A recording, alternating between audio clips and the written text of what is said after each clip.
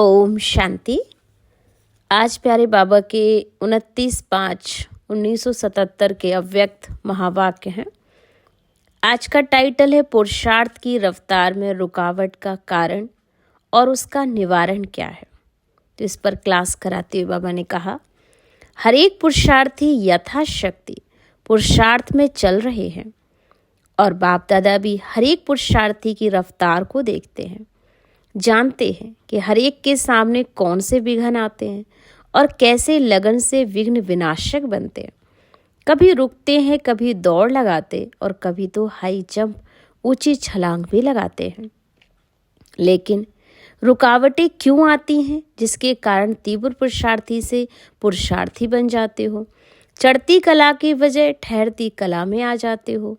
मालिक व मास्टर सर्वशक्तिवान के बजाय उदास व दास बन जाते हो। कारण है बहुत छोटी छोटी बातें। जैसे उस दिन सुनाया, मूल बात मेजॉरिटी के सामने व्यर्थ संकल्पों का तूफान ज्यादा है और व्यर्थ संकल्प आने का आधार है शुभ संकल्प अर्थात शुद्ध विचार। ज्ञान के खजाने की कमी, मिलते हुए भी यूज नहीं करना आता और जमा करना नहीं आता, वह तो विधि नहीं आती, इस कारण वृद्धि नहीं होती।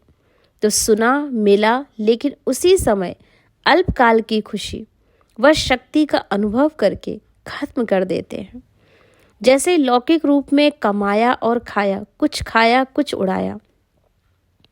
इसी रीति से धारणा शक्ति की कमजोरी होने के कारण, विधि से वृद्धि न करने के कारण सदा स्वयं को ज्ञान और शक्तियों के खजाने से खाली अनुभव करते हैं। इसलिए निरंतर शक्तिशाली नहीं बन पाते और निरंतर हर्षित नहीं रह सकते। कमजोर होने के कारण माया के विघ्नों के वशीभूत व माया के दास बन जाते हैं। साथ साथ अन आत्माओं को संपन्न देखते हुए स्वयं उदास हो जाते हैं। ज्ञान का खजाना जमा करना, श्रेष्ठ समय का खजाना जमा करना व स्थूल खजाने को 1 से लाख गुणा बनाना अर्थात जमा करना, इन सब खजानों को जमा करने का मुख्य साधन है स्वच्छ अर्थात हमारी बुद्धि और सच्ची दिल। तो प्योर बुद्धि का आधार क्या है? बुद्धि द्वारा बाबा को ज्ञान बुद्धि को ही बाप के आगे समर्पण कर दो। समर्पण का अर्थ होता है मेरापन मिटा दो। ऐसे बुद्धि का समर्पण बच्चों ने किया है। शूद्रपन की बुद्धि समर्पण करना अर्थात दे देना। तो देने के साथ दिव्य बुद्धि का लेना भी तो है ना, देना ही लेना है। जैसा सौदा करते हो ना, तो देकर फिर लेते हो। पैसा देना, वस्तु लेना, यहाँ भी देना ही लेना है। पहले सब कुछ देना है। कैसे? शुद्ध संकल्प के द्वारा। सब कुछ बाबा का है, मेरा कुछ नहीं है। और मेरापन का अधिकार छोड़ना भी है। इसी को कहते समर्पण। इसी को ही नष्टो मोह स्टेज कहा जाता है। तो स्मृति स्वरूप ना होने के कारण व व्यर्थ संकल्प चलने के कारण, उदास व दास बनने के कारण मेरेपन से नष्टो मोह नहीं हो और मेरेपन का विस्तार बहुत है। बाप दादा भी सारा दिन सभी बच्चों का विशेष देने की चतुराई का खेल देखते रहते। अभी अभी देंगे, अभी अभी फिर वापस ले लेंगे। अभी अभी मुख से कहेंगे मेरा कुछ नहीं है, लेकिन मनसा में अधिकार रख लिया है। तो अधिकार अर्थात लगाव है। कभी कर्म से देकर वाणी से वापस ले लेते हैं। चतुराई यह करते हैं कि नए के साथ पुराना भी अपने पास रखना चाहते हैं। कहलाते हैं ट्रस्टी। लेकिन व्यवहार में बाबा ने कहा ऐसे कि गृहस्थी बन के रह रहे हो। तो व्यर्थ संकल्प मिटाने का आधार क्या है? गृहस्थीपना छोड़ना पड़ेगा। चाहे कुमारी हो चाहे कुमार हो, लेकिन मेरा स्वभाव, मेरा संस्कार, मेरी बुद्धि, ये विस्तार गृहस्थीपन का है। जो समर्पण हो गया ना, तो जो बाबा का स्वभाव है ना, वह आपका है स्वभाव। जो बाबा का संस्कार है वह आपका संस्कार है। जैसे बाबा की दिव्य बुद्धि वैसे आपकी भी है। तो दिव्य बुद्धि में स्मृति ना रहे, यह नहीं हो सकता। 1 घंटे की अवस्था भी चेक करो तो सदैव संकल्पों का आधार कोई ना कोई मेरापन ही होगा। और मेरेपन की निशानी क्या सुनाई बाबा ने? लगाव। क्योंकि उस चीज से हमें लगाव हो जाता है और लगाव की स्टेज में एक तो सूक्ष्म लगाव होता है और एक बाबा ने कहा कहीं ना कहीं स्थूल लगाव भी होता है, जिसके सहज जान भी सकते हो। तो सूक्ष्म लगाव का विस्तार बहुत है, लेकिन बिना लगाव के बुद्धि की आकर्षण वहां तक जा नहीं सकती, वह बुद्धि का झुकाव वहां जा नहीं सकता। तो लगाव की चेकिंग हुई है झुकाव, चाहे संकल्प में हो, वाणी में हो, कर्म में हो, संबंध में हो, संपर्क में हो, ना चाहते हो भी उस समय उस तरफ जरूर लगेगा मन। और इस कारण व्यर्थ संकल्प का मूल कारण है लगाव है। इसको चेक करो। जिन बातों को आप नहीं चाहते हो वह भी व्यर्थ संकल्पों के रूप में डिस्टर्ब करती हैं। इसका भी कारण है पुराने स्वभाव और संस्कारों में मेरापन की कमी। जब तक मेरा स्वभाव, मेरे संस्कार, तो वह भी तो खींचेंगे।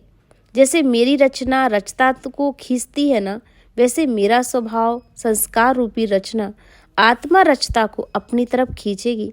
मेरा नहीं, ये शूद्रपन का संस्कार है। तो जहाँ मेरापन होगा वहाँ बुद्धि जरूर जाती है।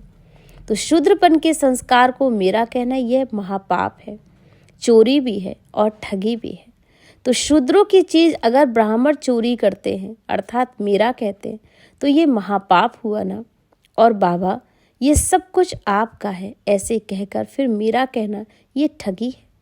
और इसी प्रकार के पाप होने से, पापों का बोझ बढ़ते ही जाने से बुद्धि ऊंची स्टेज पर नहीं टिक सकती। इस कारण व्यर्थ संकल्पों के नीचे की स्टेज पर बार बार आना पड़ता ही है। और फिर चिल्लाते हो क्या करें। व्यर्थ संकल्पों का दूसरा कारण सारे दिन की दिनचर्या में मनसा वाचा कर्मणा, जो बाबा द्वारा मर्यादाएं संपन्न श्रीमत है, उसका किसी न किसी रूप से उल्लंघन करते हो। आज्ञाकारी से अवज्ञाकारी बन जाते हो। और मर्यादाओं की लकीर से मनसा द्वारा भी अगर बाहर निकल रहे हो ना, तो व्यर्थ संकल्प रूपी रावण अवश्य ही वार करेगा। तो यह भी चेकिंग करो कि संकल्प के द्वारा, वाणी, कर्म, संबंध, संपर्क के द्वारा ब्राह्मणों की नीति और रीति के उल्लंघन तो नहीं करते हो। अवश्य कोई नीति व रीति मिस तो नहीं कर रहे हो। तो व्यर्थ संकल्प की मिक्सचरिटी ना हो, चेकिंग करें, तब व्यर्थ संकल्पों की निर्वृत्ति हो सकती है। तो सारा दिन शुद्ध प्रवृत्ति में रहना और शुद्ध संकल्प करना है। वाणी की भी प्रवृत्ति बाबा द्वारा सुना वह सुनाया। कर्म की प्रवृत्ति कर्म करना, कर्म करके कमल के समान न्यारा प्यारा रहना होगा। हर कर्म द्वारा बाबा के श्रेष्ठ कार्यों को प्रत्यक्ष करना तथा हर चरित्र से करना, चतुराई से नहीं। तो वह भी दिव्य चरित्र है। संपर्क में, प्रवृत्ति में निमित्त स्वयं संपर्क में आते। सदा सर्व का जो बाप है ना, उसके संपर्क करना है। तो ऐसी प्रवृत्ति, पवित्र प्रवृत्ति में बिजी रहने से व्यर्थ संकल्पों से निर्वृत्ति होगी। वही लोग कहते प्रवृत्ति में निर्वृत्ति है और बाबा कहते हैं पवित्र प्रवृत्ति से ही निर्वृत्ति है। तो गृहस्थी अलग है, उनको गृहस्थी नहीं कहेंगे, पवित्र प्रवृत्ति की ट्रस्टी कहेंगे। तो गृहस्थी हो कि ट्रस्टी हो, इसलिए हमेशा ही ट्रस्टी बनकर रहना है, किसी भी चीज़ का भान नहीं रखना है।